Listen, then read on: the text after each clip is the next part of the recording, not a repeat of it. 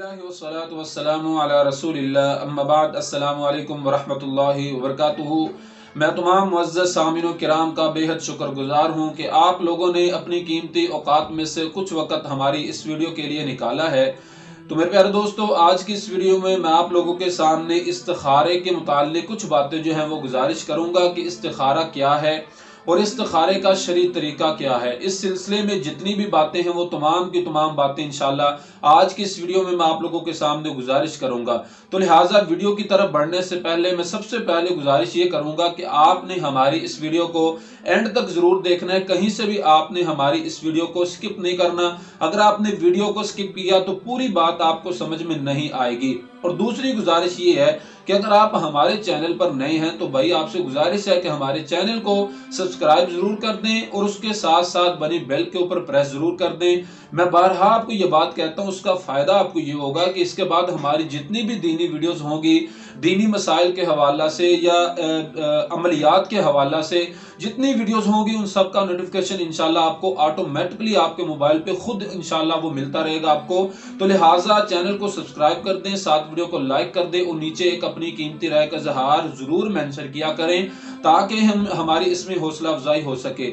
अब बिना टाइम को वेस्ट किए अब हम वीडियो की तरफ बढ़ते हैं कि इस्तिखारा क्या है। सबसे पहले हम बात करते हैं कि इस्तिखारा होता क्या है। इस्तिखारे का लुग़वी माना है कि खैर को तलब करना। अगर आप किसी काम को स्टार्ट करना चाह रहे हैं, नबी अलैहिस्सलातु वस्सलाम ने अपनी उम्मत को भी इस्तिखारा करने का हुक्म दिया है और ये सुन्नत तरीका है। खैर को तलब करना, आपने किसी बच्ची का रिश्ता करना है उसमें खैर को तलब करना। आप कहीं पे कारोबार करना चाह रहे हैं, आपने खैर को तलब करना है कि ये मेरे लिए चीज बेहतर है या नहीं। अगर मेरे लिए बेहतर नहीं है तो अल्लाह ताला मुझे इस चीज से महफूज फरमाए। यानी कि कोई भी ऐसा काम आपने करना है कि जिसमें आपने खैर को तलब करना है तो इसमें ये होता है कि आपने इस्तिखारा करना है। इसलिए नबी अलैहिस्सलातु वस्सलाम ने अपनी उम्मत को इस्तिखारे का हुक्म दिया है। अब नाज़रीन, ये तो बात समझ आ चुकी है कि इस्तिखारा है क्या, कि खैर को तलब करना। कोई भी आम काम आप जो है शुरू करना चाह रहे हैं तो अब उसके बाद दुआए इस्तिखारा कौन सी है वो भी आप स्क्रीन पर मुलाहजा फरमा सकते हैं। आप इसका स्क्रीनशॉट भी ले सकते हैं या इंटरनेट पे भी आपको मसनून जो दुआए इस्तिखारा है वो आप वहां से भी आपको मिल सकती है गूगल पे। तो अब हम बात करते हैं इस्तिखारा के सिलसिला में कुछ बातें जो हैं वो हमारे लिए निहायत जरूरी हैं। उनमें से सबसे पहली बात ये गुजारिश करना चाहूंगा कि आपने दुआ इस्तिखारा से पहले आपने 2 रकात जरूर अदा कर ले। इस्तिखारा से पहले, दुआ इस्तिखारा से पहले आपने 2 रकात जरूर अदा करनी है। ये इस्तिखारे का तरीका है। अब उसके बाद दूसरा पहलू हमारे सामने ये आता है इस्तिखारा के हवाला से, ये है कि जहां पे आपने दुआए इस्तिखारा पढ़नी है उसके बाद जिस मकसद के लिए आप इस्तिखारा कर रहे हैं कि यह मैंने कारोबार शुरू करना है या मैंने बच्चे या बच्ची का रिश्ता करना है या मैंने सफर पे जाना है, ये मेरे लिए बेहतर है या नहीं, तो इस तरह के मामलात में जहां पे आपने नियत करनी है वहां पे आप अपनी जुबान से भी उस मकसद का नाम ले सकते हैं कि अल्लाह इसमें मेरे लिए बेहतरी फरमा, मेरे लिए खैर फरमा, कि अगर ये मेरे हक में बेहतर है तो मेरी इसमें रहनुमाई फरमा। ठीक है, तो जहां पे आपने दुआ इस्तिखारा पढ़नी है वहां पे आप अपने मकसद का नाम भी ले सकते हैं।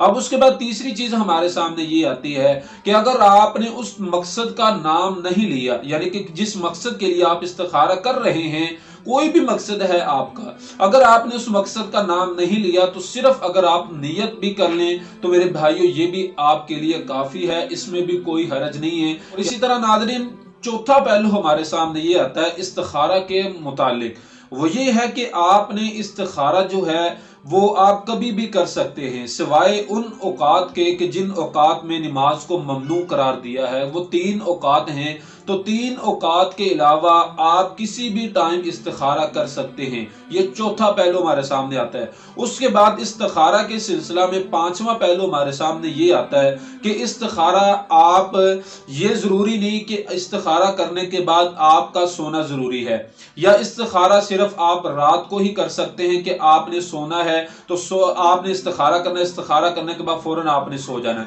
या जरूरी नहीं कि आपने सिर्फ इस्तिखारा रात को ही करना है। तो ये कुछ चीजें हमारे सामने आती हैं। और उसके बाद नाज़रीन, छठा पहलू हमारे सामने ये आता है इस्तिखारा के सिलसिला में, وہ یہ ہے کہ آپ کو ضروری نہیں کہ جب آپ نے استخارہ کیا ہے تو استخارہ جس مقصد کے لیے آپ نے کیا ہے تو ضروری نہیں کہ اس مقصد کا آپ کو خواب میں آنا ہی آپ کے لیے رہنمائی نہیں، یہ ضروری نہیں ہے۔ تو لہٰذا خواب کے منتظر میں رہنا یہ ضروری نہیں ہے۔ اس چیز میں یہ نہیں ہونا چاہیے بندے کو کہ مجھے خواب آئے گا تو تب ہی میرا استخارہ کامل ہوگا، یہ بات ضروری نہیں ہے۔ ناظرین، ساتواں پہلو ہمارے سامنے یہ آتا ہے کہ مومن شخص کے لیے یہ ضروری نہیں ہے چیز کہ اس کو خواب کے اندر ہی استخارہ جس مقصد کے لیے کیا وہ مقصد اس کو خواب میں ہی آنا چاہیے، یہ خواب میں ہی اس کے بارے میں اس کو کوئی رہنمائی ملنی چاہیے، یہ چیز مومن کے لیے ضروری نہیں ہے۔ اب اس کے بعد آٹھواں پہلو ہمارے سامنے یہ آتا ہے کہ اگر کسی بندے نے استخارہ کیا ہے تو استخارہ کرنے کے بعد بھی اگر بندے کی طبیعت اس کام پہ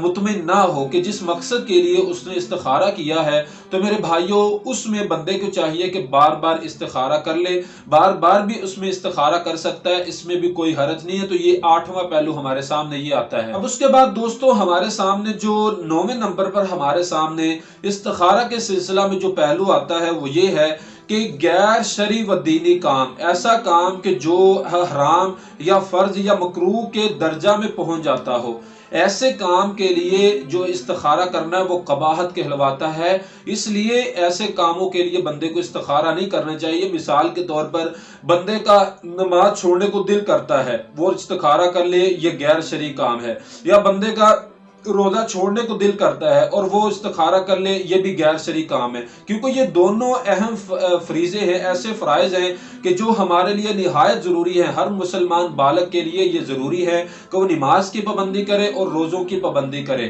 اب اس طرح کے غیر شرعی کاموں کے لیے بندہ یا اس طرح کے کاموں کے لیے بندہ استخارہ کرے جو ہمارے لیے فرض ہیں، جس کو دین نے ہمارے اوپر لازم قرار دیے ہیں، تو ایسے کاموں کے لیے اگر بندہ استخارہ کرے گا وہ قباحت کے سلسلہ میں آئے گا۔ تو لہذا اس طرح کی چیزوں سے اجتناب کرنا چاہیے۔ مباح کی صورت میں آپ استخارہ کر سکتے ہیں۔ مباح سے مراد یہ ہے ایسا کام کہ جس کو اگر آپ کر لیں تب بھی کوئی حرج نہیں ہے، یا نہ کریں تب بھی کوئی حرج نہیں ہے۔ مثال کے طور پر اگر آپ کوئی کام کرنا چاہ رہے ہیں، اگر کوئی آپ مقصد کو حاصل کرنا چاہ رہے ہیں اور اس مقصد کو حاصل کرنے پر آپ کو کوئی ثواب نہیں ملتا، یا اگر آپ اس مقصد کو نہ بھی حاصل کریں تو اس سلسلہ میں آپ کو کوئی گناہ بھی نہ ملے، تو یہ ہے مباح، یہ ہے ایسا سلسلہ کہ جو مباح کے طور پر آتا ہے۔ تو اس صورتحال میں اگر بندہ استخارہ کرنا چاہے تو اس میں کوئی حرج نہیں ہے۔ تو اس کے بعد جو 10ویں نمبر پر ہمارے سامنے جو پہلو آتا ہے وہ یہ ہے کہ جس مقصد کے لیے اگر بندے نے استخارہ کیا ہے، اگر اس کو وہ مقصد حاصل نہیں ہوا اور کوئی مقصد اس کو بندے کو مل جاتا ہے اور کوئی مقصد بندہ حاصل کر لیتا ہے، تو وہ بندہ اسی میں مطمئن ہو کر دلچسپی کے ساتھ اللہ پہ توکل کرتے ہوئے اسی کام میں اپنے آپ کو مطمئن رکھے اور اسی کام کو اپنے لیے خیر سمجھے کہ یہی میرے لیے خیر ہے۔